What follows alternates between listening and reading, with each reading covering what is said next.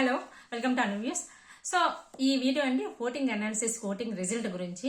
Day by day అసలు ఒక్కలంటూ ఉండట్లేదండి బాటంలో.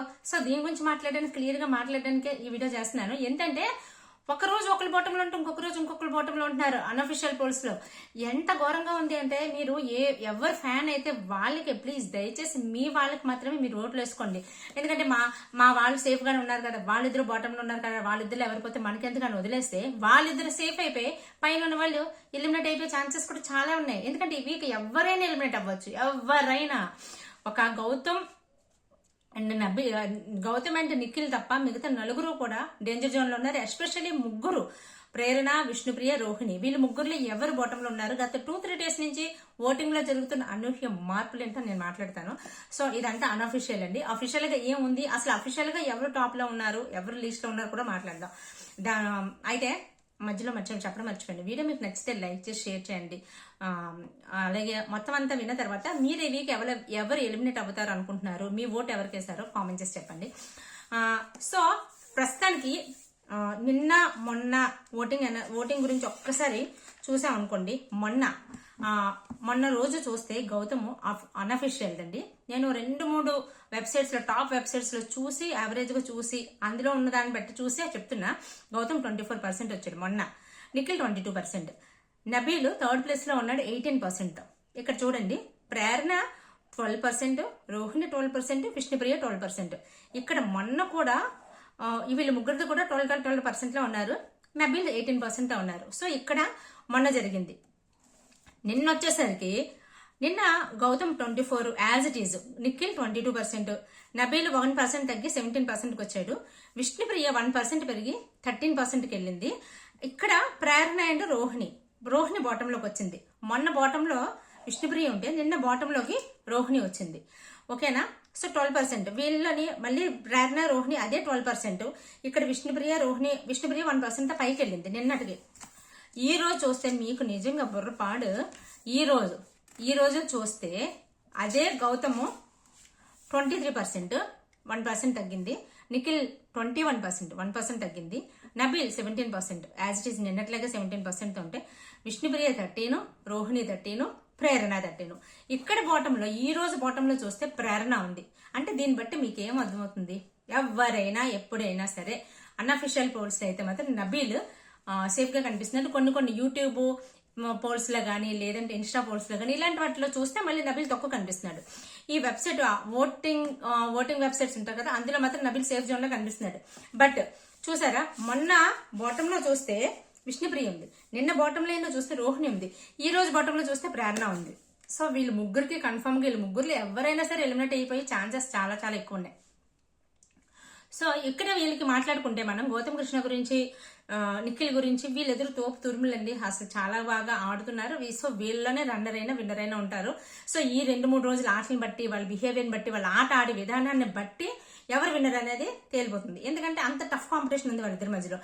సో ఇంకా నబీల్ గురించి మాట్లాడుకుంటే, వైల్డ్ కార్డ్స్ వచ్చిన తర్వాత కొంచెం తన గ్రాఫ్ తగ్గుతుండే, తన తొందరపాటు అవ్వడం వల్ల, లేదంటే కొంచెం తొందరపడి కొంచెం ఆలోచించకుండా కొన్ని డెసిషన్స్ తీసుకోవడం వల్ల అంతకు ముందున్న క్రేజ్ నబీల్లో తగ్గింది.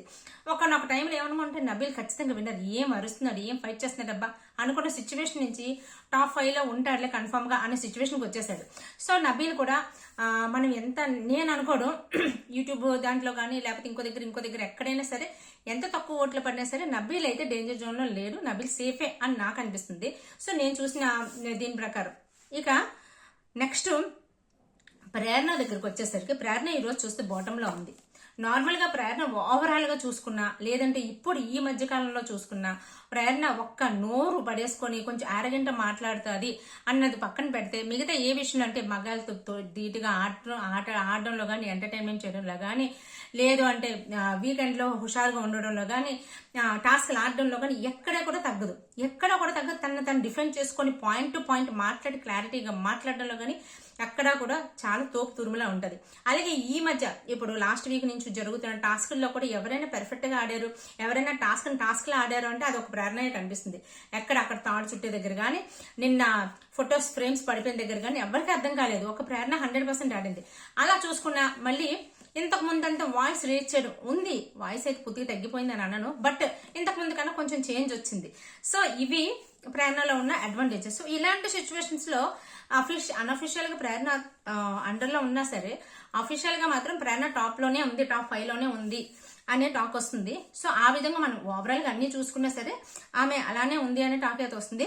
బట్ చూద్దాం, అన్అఫిషియల్ మాత్రం ప్రేరణ ఈ రోజు లిస్ట్ లో ఉంది. ఈ రోజు ఒక రోజు లిస్ట్ లో ఉంది కదా అని ప్రేరణ తీసేయడానికి ఛాన్సెస్ లేవు. నిన్న ఒకరు, ఈ రోజు ఒకరు, మొన్న ఒకరు ఉన్నప్పుడు వీళ్ళు ముగ్గురికి ఎవరికైనా డేంజరే. మామూలు ఆట ప్రకారం చూసుకుంటే డే 1 నుంచి వీక్ 1 నుంచి ఇప్పుడు వీక్ 14th వరకు ఉంది కాబట్టి అంత ప్రకారం చూసుకున్నా సరే ప్రేరణ మాత్రం వీళ్ళు ముగ్గురు లేదు, ప్రేరణ స్ట్రాంగే అని నేను అనుకుంటున్నా. బట్ ఎంత స్ట్రాంగ్ అయినా ఎలా ఉన్నా మీరు ప్రేరణ సేఫే కదా, ప్రేరణకి ఏం కాదు కదా అని ఓట్లు సరిగ్గా వెయ్యకపోతే సో ఎలిమినేట్ అయిపోయే ఛాన్సెస్ కూడా చాలా 100% ఉంటుంది. ఎందుకంటే రోహిణి గారికి బయట జరుగుతున్న క్యాంపెయిన్ కానీ వామ్మో, రోహిణి గారికి ఉన్న కాంటాక్ట్స్ ఏంటో తెలియట్లేదు. అసలు ఒక సినీ ఇండస్ట్రీ కాదు, సీరియల్ ఇండస్ట్రీ కాదు, ఇవి షోస్ వాళ్ళు కాదు, యాంకర్స్ కానీ వీళ్ళు వీళ్ళని లేదు, ప్రతి ఒక్కరు రోహిణి గారు క్యాంపెయిన్ చేసే వాళ్ళే. కొంతమంది అయితే దగ్గరుండి, అంటే పబ్లిక్ షోస్ జరుగుతుంటాయి కదా, పబ్లిక్ షోస్ లోనే దగ్గరుండి ఫోన్స్ ఓపెన్ చేయించి కూడా ఓట్లు వేపిస్తున్నారు. సో ఇలాంటి సిచ్యువేషన్స్ లో రోహిణి గారు ఎలిమినేట్ అయిపోయే ఛాన్సెస్ ఎంత ఉన్నాయి అనేది ఇప్పుడు గత 2 days నుంచి ఆ డౌట్ అందరికీ వస్తుంది. నార్మల్ గా ఓవరాల్ గా అయితే యాజ్ వైల్డ్ కార్డ్ ఎంట్రీ కింద వచ్చి సో ఫస్ట్ టైం నామినేషన్ లోకి వచ్చారు కాబట్టి రోహిణి గారే మాక్సిమం 99% ఎలిమినేట్ అయిపోయే ఛాన్సెస్ ఉండాలి.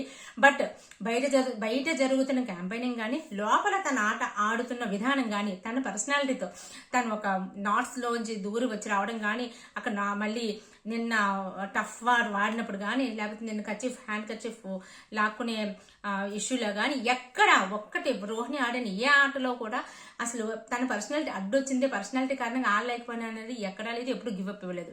సో ఆ విధంగా చూసుకున్నా, లేకపోతే బయట క్యాంపెయినింగ్ చూసుకున్నా సరే రోహిణి గారు ఎలిమినేట్ అవుతారా, అయ్యే ఛాన్సెస్ తగ్గిపోయాయేమో అన్న సిచ్యువేషన్ క్రియేట్ అవుతుంది. ఇక విష్ణుప్రియ సిచ్యువేషన్కి వచ్చేసరికి విష్ణుప్రియ చాలా జెన్యున్ గా ఉంది. ఈ వీక్ లాస్ట్ వీక్ నుంచి అయితే అసలు తన బిహేవియర్ లో చాలా చేంజ్ వచ్చింది. ఎస్పెషల్లీ శ్రీముఖి వచ్చిన తర్వాత చాలా చేంజ్ వచ్చింది. తను జెన్యున్ గా ఉంటుంది, ఓపెన్ గా ఉంటుంది, తను ఏది మాట్లాడాలనుకుంటే అది మాట్లాడుతుంది. సో ఎక్కడ సపోర్ట్ చేయాలంటే అక్కడ సపోర్ట్ చేస్తుంది. ఎప్పటి నుంచి కూడా తన పక్కన ఉన్న వాళ్ళు క్యాబ్బోలు అని అనుకుంటే వాళ్ళకి నేను ఎప్పుడు సపోర్ట్ చేస్తాను అన్న మాట మీద నిలబడి, మొన్న రోహిణికి, నిన్న నబీల్కి, సో నిన్న టీంలో టాస్క్ లోంచి అవినాష్ తీసేసినా సరే దాన్ని స్పోర్టివ్ గా ఉండడంలో కానీ, సో ఈ విధంగా చూస్తే విష్ణుప్రియ చాలా మందికి నచ్చుతుంది. సో జెన్యూన్ ఓట్స్ పడుతున్నాయి. జెన్యూన్ ఒక టాస్క్ ఆడటమే మాత్రమే కాదు, అక్కడ క్యారెక్టర్ కూడా చాలా ఇంపార్టెంట్ అన్న విధంగా విష్ణుప్రియ చాలా మందికి నచ్చుతుంది. నేను ఓట్ అప్పీల్ కూడా జరిగింది, అది కూడా చాలా మందికి రీచ్ అయ్యే ఉంటది. సో అయితే ఇక్కడ విష్ణుప్రియలో చిన్న చిన్న నెగిటివ్స్ ఈ మధ్య కనిపిస్తున్నాయి. ఏంటంటే ఒకటి, గౌతమ్ గురించి కొంచెం నెగిటివ్ గా మాట్లాడడం. గౌతమ్ మొన్న వాట్సాప్ గారు వచ్చినప్పుడు గౌతమ్ని పొగిడారు, గౌతమ్ డైలాగ్స్ కొంచెం ఆర్టిఫిషియల్ గా ఉంటాయని చెప్పారు. సో ఇలాంటివన్నీ చెప్పారు. గౌతమ్ని నెగిటివ్ గా ఆయన కూడా అలాగే చెప్పారు, నాకు అనిపించిందే చెప్పారు. సో నువ్వు సోలో బాయ్వా సొల్లు బాయ్వా అని చెప్పేసి అన్నారు. ఇలాంటి మాటలు నిన్న బ్యాండ్ గ్రూప్ వచ్చింది కదా, వాళ్ళ లైవ్ లో గౌతమ్ని పొగిడినప్పుడు తను క్లాప్స్ అంటే మొహం మార్చేసుకొని ఉండడం. తనే కాదు, అక్కడ అవినాష్ అలాగే ఉన్నాడు, ఇక్కడ విష్ణుప్రియ అలానే ఉంది, ఇక్కడ ఇంకొకరు ఎవరు నబీల్ కొంచెం లైట్ గా నబీల్ కూడా మొహం మార్చుకున్నాడు. బట్ ఇక్కడ ఏంటంటే విష్ణుప్రియ దగ్గరికి వచ్చేసరికి, అంటే గౌతమ్ గురించి వచ్చేసరికి, గౌతమ్ని పొగుడుతున్నప్పుడు ఎవరు ఎలా ఉన్నారని ప్రతి ఒక్కరు చూస్తారు.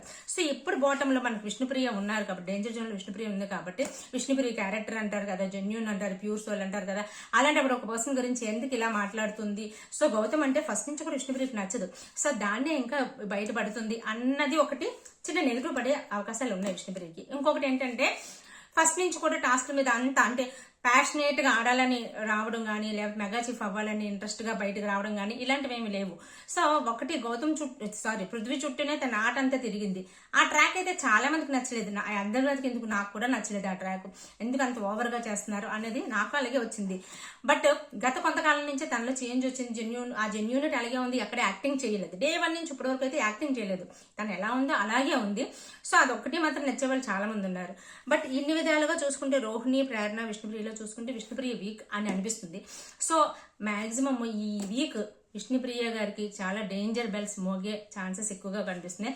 సో విష్ణుప్రియ ఫ్యాన్స్ ఎవరైనా ఉండడం ఏంటి, చాలా మంది ఉన్నారు కదా, గట్టిగా గుద్దండి ఫ్యాన్స్. గట్టిగా ఓట్లు వద్దండి. ఎందుకంటే రోహిణి గారికి బయట జరుగుతున్న క్యాంపెయినింగ్ ఎంత అంట కాదు, విపరీతంగా ఓట్లు పడుతున్నాయంట.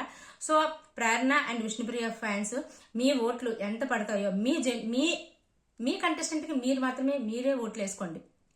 10 మందికి చెప్పండి, వేయించండి. కానీ బట్ వదిలేసి ధీమా పడ్డారా, ఈ ముగ్గురులో ఎవరొకరు కన్ఫామ్ గా ఎలిమినేట్ అయిపోయే ఛాన్సెస్ ఉన్నాయి. ఇంకొక మాట, వీళ్ళు ముగ్గురు డౌన్ లో ఉన్నారు కదా అని చెప్పి వీళ్ళు ముగ్గురికి ఓట్లు వేసుకుంటూ వెళ్ళిపోయి నబీల్ ఫ్యాన్స్ ఏమైనా సేఫ్ జోన్ లో పడుకున్నారా? ఇంకంతే, నబీల్ కూడా బయటకు వచ్చేసి ఛాన్సెస్ కనిపిస్తున్నాయి. సో ఇదండి, ఇక్కడ గౌతమ్ నిఖిల్ తప్ప మిగతా వాళ్ళందరికీ ఓట్లు గట్టిగా పడకపోతే ఎన్నీబడి అవుట్ అయిపోవచ్చు. సో ఇదండి నాకు అనిపించింది, నా ఓవరాల్ ఓటింగ్ అనాలిసిస్. మీకేమనిపించిందో చెప్పండి. మీకు ఈ వారం ఎవరు ఎలిమినేట్ అవుతారు అనుకుంటున్నారు? మీరు ఈ వారం ఎవరికి ఓటేశారు దాన్ని కామెంట్ చేసి చెప్పండి. Take care, by by. Video నచ్చితే లైక్ చేసి షేర్ చేయండి.